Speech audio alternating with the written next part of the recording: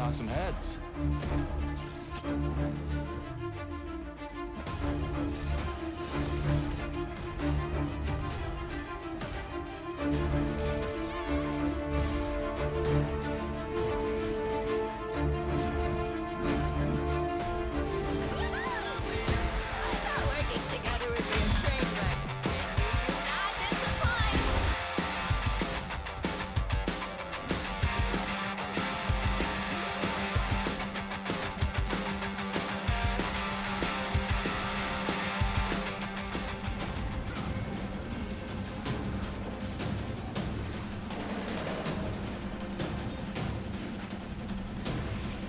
Isn't a thing you are. It's a thing you do.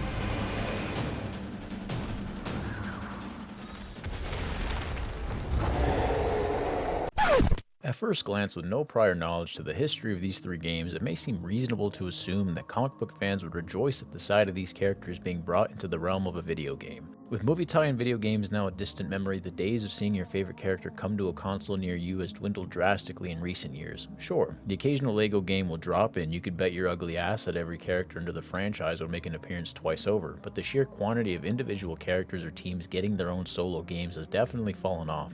While on one hand, fewer can mean better in terms of the quality over quantity strategy, but what happens if quality ceases to be achieved in the first place?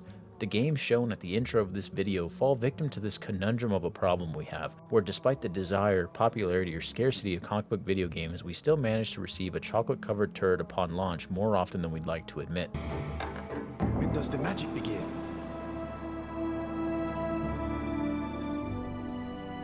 There's no magic, is there? I'm not stating anything new by saying that comic book games haven't always had the best love and care around them. I'm sure since the early days of video games there have been plenty of good and bad games.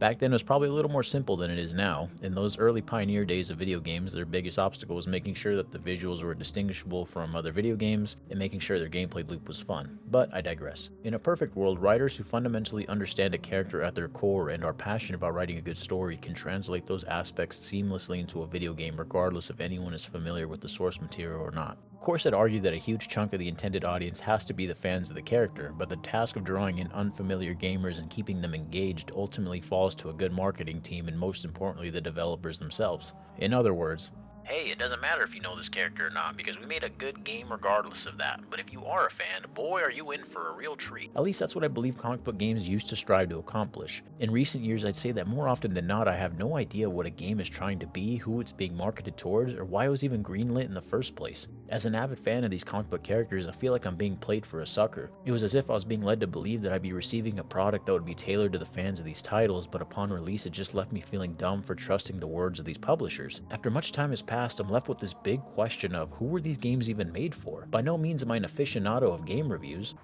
Right? Stupid fucking game. To be honest, I can't even say I'm a great comic book reader. On all fronts, I'm actually the least qualified person to elaborate on this topic. But my approach to this issue appeals to the layman, to the average Joe, to the somewhat interested, or to my bros who just want to know why these games keep failing regardless of the hype. This is like the equivalent of your homeboy trying to break down this issue in a party chat on PlayStation or Xbox Live. While yeah, I do have the intellect of a walking feeble-minded peasant with the bowl cut, I do have a few solid points I need to get off my chest. If you f*** with these games, this isn't a jab at you because I had my fun with them at one point too. And I'm never going to outright say that these are the worst games I've ever played in my life either. Leave that to the hyperbolized YouTubers harping on that trend. The difference with me is that I know I'm being honest and I know I'm not posting for views. Comic books and video games just happen to make me passionate, so any disdain in my voice you may hear is just that seeping through, but to each their own. Take this in whatever way it makes you feel. With the grace of a honey bun falling onto an ice rink covered in oil, let's slide into action. Let's start off with Crystal Dynamics' Marvel's Avengers. Now, while you may be thinking that nothing truly came before Marvel's Avengers, I'd argue that the Marvel Cinematic Universe as a whole is what this game was going to have to live up to. It was first teased in January of 2017, right around the beginning of Phase 3, so the announcement couldn't have come at a better time. Because if all was to go to plan, it would have been coming out at the beginning of Phase 4, right when this whole shebang was supposed to wrap up. Arguably right at the MCU's peak hype. I mean, this motherfucker came out a year after Endgame. From a gamer's perspective, I'm not sure if people were campaigning for an Avengers game to begin with, but I'm sure that the positive feedback and success of Marvel's Ultimate Alliance 1 and 2 left behind a little bit of hope that an Avengers game or Marvel-style team-up could be done in theory. Now, Crystal Dynamics at this point had been known for making many of the Tomb Raider games, so everyone was a little curious as to what they'd bring to the table. Also, let's not forget that Insomniac's Spider-Man on PlayStation 4 dropped in 2018, which certainly set the bar even higher for any potential AAA Marvel game that would come after it. Honestly, the Avengers game had an uphill battle before they even got to the Warzone. I think a big thing they overlooked was that we'd already bought so far into the MCU's casting choices, that starting a game about a team we've already built a prior connection with would ultimately lead to direct comparisons and analyzations of any new team and cast, which we saw right off the first gameplay trailer. They straight up got charbroiled the second we saw and heard the characters. Now, do I think it's fair that everyone immediately just wrote them off for not looking like their MCU counterparts? I don't know. It's hard to say what the move should have been in that situation. I know I wasn't a big fan of the character designs, but to chalk up the whole downfall of this game to just character design would be a bold-faced lie. Ultimately, Crystal Dynamics may have had the advantage of momentum and hype going into an Avengers game, but it wasn't ready for the juggernaut-sized shoes that the Marvel Cinematic Universe had imprinted on fans. WB Montreal's Gotham Knights had the pressure of being the first game centered around the Bat family. I know for a fact Batman fans have been asking for a game about the Bat family for a long time now. I mean, yeah, we've had many members of the Bat family in a lot of Batman games, but none of their own. Honestly, bro, I'm the wrong guy to be asking about what Bat family game I would even want, because my favorite Batman is a solo Batman in any context. But I'm sure that's the edgelord in me talking, as so many of you like to point out. But anyways, on top of making a Bat family game, they'd have this one heaping obstacle that was going to stick out like an eyesore from their first announcement. The success of the Batman Arkham series. You know how so far we've been talking about the rocky road of recent AAA comic book games? Well, let's just say that the polar opposite of these games would be the Arkham games. Not gonna lie, if I had a hill to die on, it'd be me saying that the Batman Arkham series is the gold standard of comic book gaming. Yeah, even Origins, which I loved from the moment I opened it on Christmas Eve of 2013. And it didn't take a retrospective for me to appreciate it either. I'm sick of these two-faced shit on these games only for it to be praised by a doofus with the balls to finally admit that they never played it and casted preemptive judgment. Sorry, where was I? Oh yeah. Dude, these fucking games are nothing to scoff at. They were done well and written in a way that many felt was right in line with Batman's character. When they started introducing the Bat family along the way in subtle details only for them to come in as playable characters in later games and DLCs, it just left this overall genuine desire from fans to see them get their own game. So to be fair in concept and an overall pleading from fans, it was a game that people wanted to see, and could even work if it was done right. WB Montreal as the dev team wasn't a bad thing either, because they had already made Batman Arkham Origins. The problem was that the expectation in comparisons to the Arkham games is a shadow that was constantly going to be looming over Gotham Knights. The impact that Rocksteady had with the Arkham games really set the standard for years to come. In order to prevail, WB Montreal would have to really dig deep and do their homework as to how they could turn the tide in their favor without making an Arkham clone, but not so different that it's just plain inferior altogether. In many ways, this was their opportunity to capitalize on the shortcomings of the Arkham games and instead turn that into their own strong suits. Make no mistake, the Arkham games are not perfect, but in hindsight, the good outweighed the bad. The expectation in comparisons to prior Batman games would ultimately be what highlighted so many of their flaws as fast and as harsh as it did. Suicide Squad Kill the Justice League had the daunting task of following up Rocksteady's Batman Arkham Knight. Despite any story decisions that were made or any of the Batmobile grievances, Batman Arkham Knight is still considered one of the best superhero games of all time. So for that studio to have to follow up with another banger was never going to be an easy feat. But luckily for Rocksteady, those 3 Batman games that they made had bought them a lot of good faith. While everyone wanted another Arkham game or another superhero game, the large majority of fans were just excited to see what they were going to do next. Everyone gave Rocksteady the Rockstar Games treatment. Take as long as you need and work your magic like we know you can do. Just make it as good as it usually is. When they announced that Suicide Squad Kill the Justice League was going to be their next game, you could hear a pin drop in a cotton field. Just before utter chaos would ensue, it instantly set a precedent. Basically, this isn't a game I wanted, nor a game I ever saw coming, but I'm sure Rocksteady is planning on making a giant statement with this game, and I'm here for it. And then the buzz around the game erupted like a virgin at the Bunny Ranch. People were chastising them, praising them, and just genuinely had so many questions. This game was supposed to be set in Metropolis, the perfect contrast to Gotham City. What kind of Justice League members would we be facing? Were we really going to kill them? I think most importantly, what universe is this in? Oh boy, once they announced that it takes place in the Arkhamverse, the conspiracies flew. And once they showed Arkham Batman, it was GG. I mean, The way Arkham Knight ended led us to believe that Batman was going to go back to living as a legend of the night without having to be tied down as Bruce Wayne and just rely on fear to propel the Batman's legend into something else entirely. So for him to be in this game just absolutely put an even bigger weight on Rocksteady's shoulders. In many ways, it's the sequel to Batman Arkham Knight. The implications spoke volumes. I mean, Rocksteady genuinely looked like Atlas out there. Yet what delivered a critical blow to Rocksteady before release wasn't anything they showed story-wise and concept. It would ultimately come at the hands of gameplay, poor launches, bugs, and a shady game model, which could also be said for Gotham Knights and Marvel's Avengers.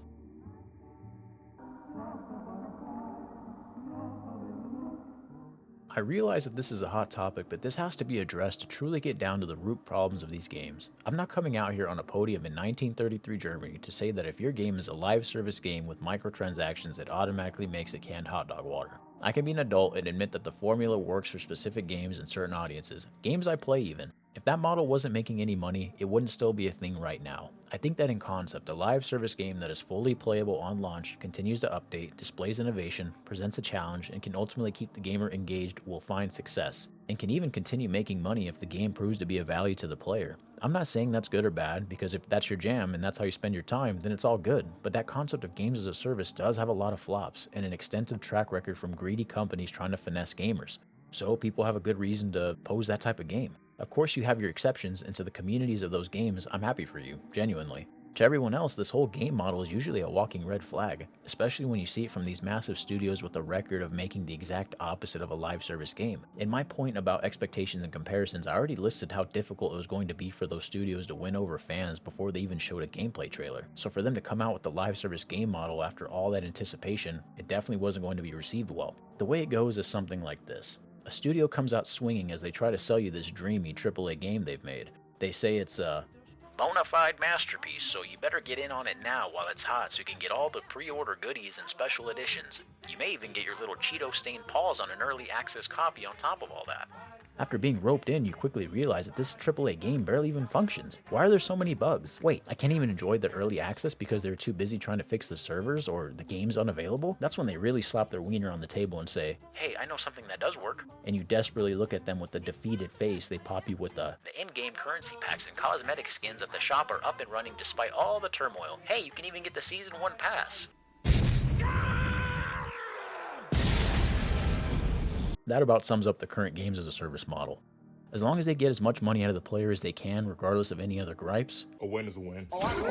Basically, they pull their cookies out of the oven so quickly that they aren't able to kill the E. coli that their greedy little fingers have laced into their own cookie dough. The biggest problem with all three of these games is they absolutely reek of fart-sniffing, money-grubbing monetization schemes. I mean, from the first gameplay trailer, people picked apart these games and were able to read between the lines. I mean, Gotham Knights and Suicide Squad Kill the Justice League got absolutely pig-roasted and ended up delaying their games to go back and tweak them in a way that looked less like games as a service. But even with delays, the true blueprint was still apparent, and that's not even touching the story aspects yet, which also threw this thing into a whirlwind, but more on that later. I tell you all this because when I list these qualities in a live service game, you'll notice I never once said that a good story, well-developed characters, and most importantly, a solid single-player experience is needed for it to be successful. You know why? Because what I just listed doesn't fall under that fucking model. The qualities I just listed fall into what we call a more narrative-driven single-player game. So when these games are presented to us in a way that tries to make a hybrid of the two game models, everyone starts to throw their detective caps on because shit smells a little fishy and we ain't even at the docks. Dude, some of these fucking games wouldn't even let you play them offline. Like, huh? If you are campaigning that the story is an integral part of your game, it's mad fucking sus that I can't even play it offline, dude. Here's the brass tacks, ladies and gentlemen. Presenting and teasing a new game with well-known comic book characters that's developed by studios who are known for making narrative-driven single-player games and following that up with what seems to be story-based trailers will most definitely make your intended audience feel a certain type of way when it turns out to be almost the literal opposite.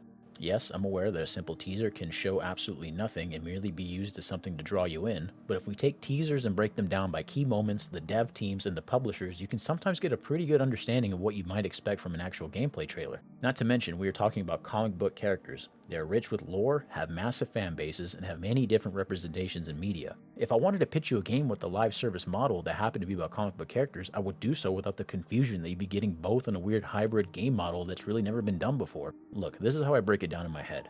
I like these specific characters. Why is that? Is it because all the writers, illustrators, animators, directors, and actors have brought these characters to life in various mediums that I've now grown an attachment or investment in these characters? Or is it because I secretly wanted my favorite comic book characters in a wannabe Call of Duty lobby, opening loot crates and hitting 360 no-scopes with my lucrative LexCorp sniper rifle on a BBL Brainiac while I use my augmented Stark Tech bow and arrow on Abomination? Okay, maybe it's not that simple, but look at games such as DC Universe Online, Gotham City Imposters, Marvel vs. Capcom, or Injustice. Yeah, some of those games had crazy-ass cinematic teasers like I mentioned before, but once that gameplay trailer dropped, these game studios knew exactly what kind of game they were presenting to us and they weren't afraid to show it. I'm not saying that it's impossible to make a good narrative-driven comic book video game with the games as a service model, but I just know that these nut hair collecting publishers don't give a fuck about the one thing the fans care about. If the story is an afterthought in your master plan, you outright lost the audience because these characters do mean something to people. Another big stinker is that the stories feel downright forgettable. I didn't say the stories were outright terrible, so hold your horses. Well, maybe one of them was terrible.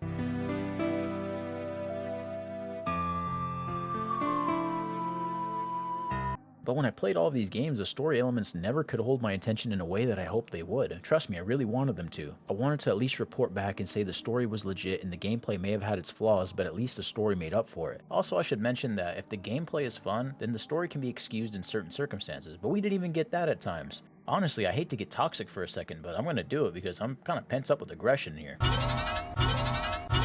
Come on, dog. The same people that made Arkham Batman did him like this? It can't be the same people. No wonder your two fucking founders jumped the ship. Also, while you guys are at it, please give me more escort missions. I absolutely love those. Where you at, WB Montreal? Hey, just name it Gotham Knight. Singular. I'm playing alone, and even with the co-op partner, I can tell you just added co-op for the sake of saying you did it. Also, it's not enough to get all my story exposition and interactions with the other members of the Bat family through cinematics and radio comms alone.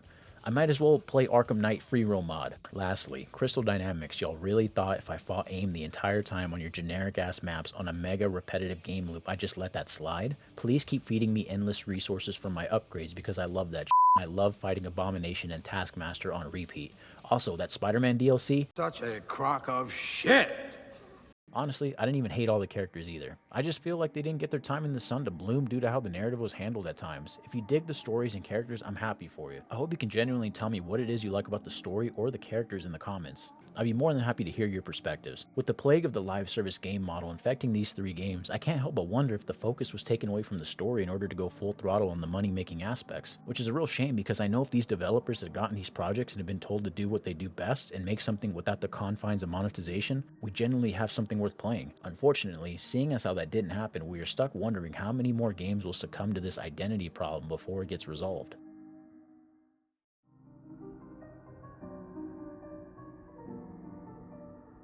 Like my dad would say, son, you're putting the cart before the horse.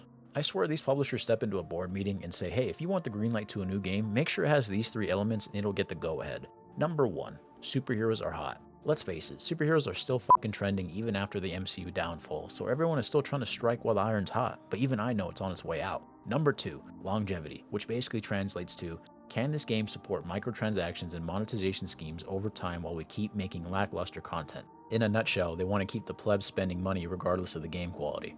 Number 3, is this a game that people want to play or would in concept? Basically, like I said at the beginning of the video, these games in concept have to be something that we would play in theory. I can confidently say that these three games are something I would want to play if I just heard about them through the grapevine. So let me get this straight. Publishers and massive franchises want a new game that'll make them some crispy profit, so they look to developers who are known for making narrative-driven single-player games, and then they what? Just say, hey, make me something like Destiny, COD, or Fortnite? So instead of going to studios and developers who want to try and make a live service game, they instead go to people who do the opposite, which absolutely just ends up tarnishing any goodwill and reputation they once had. I think publishers have a massive wire loose in their noggins that prevent them from making decisions based on common sense. Again, what do I know? I'm just a bro tuber, but to me I know I'm not far off because Warner Bros just confirmed that they have no idea what they're even trying to accomplish. I mean, they saw how Suicide Squad Kill the Justice League performed and just left the chat to focus on free-to-play games and mobile games.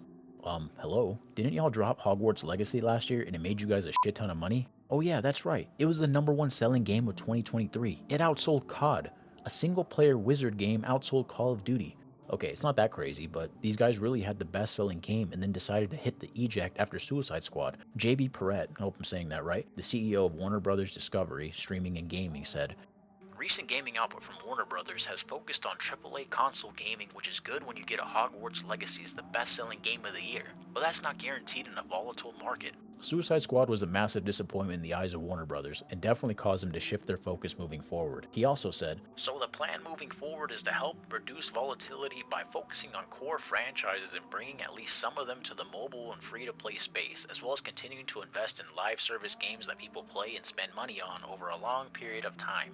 So basically, they're doubling down on games as a service despite Suicide Squad flopping. I really don't understand why they can't see where they went wrong. I'm not saying I don't understand why they're doubling down. Like the CEO said, this model will help WBD, which is Warner Brothers Discovery, generate more consistent revenue. He also went on to say, rather than just launching a one-and-done console game, how do we develop a game around, for example, a Hogwarts Legacy or Harry Potter that's a live service where people can live and work and build and play in that world in an ongoing basis?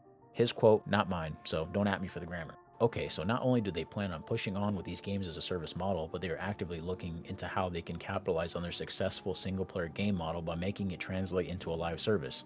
I give up. These people do not see reason at all. If they can't see why Hogwarts succeeded and why Suicide Squad failed, then I don't really have a whole lot of faith moving forward. Honestly, these games get greenlit because they treat us comic book fans as easy marks. They sell us on an idea we can get behind and then go back on their word to fool us into a monetization scheme. I mean, even Square Enix, who published and made the Final Fantasy games, even tried to hop on the trend of selling us something as greedy as the games as a service model in Avengers, which is crazy to think about when you look at the success of their single-player Final Fantasy games as well as their successful MMO Final Fantasy games. Look, before you start hollering, I've never played a single one, but from what I gather and what I see, these games are popular for a reason. I've been searching through the forums and people say positive things about the franchise, so womp womp, boohoo, I'm going with that.